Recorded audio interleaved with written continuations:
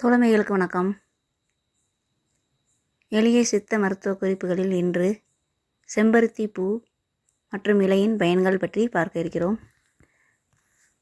செம்பருத்தி பூவை நல்லெண்ணெய் அல்லது தேங்காய் எண்ணெயுடன் காய்ச்சி தலைமுடியில் தடவி வர முடி நன்கு வளரும். செம்பருத்தி பூவுடன் வெங்காயத்தை சேர்த்து தடவி வர வழுக்கை உண்டாவதை தவிர்க்கலாம்.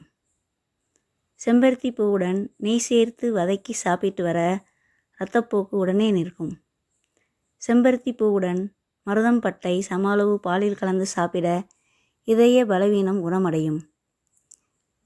சீகைக்காயுடன் செம்பருத்தி இலை மற்றும் பூவை சேர்த்து குளித்து வர தலைமுடி நன்கு வளரும்.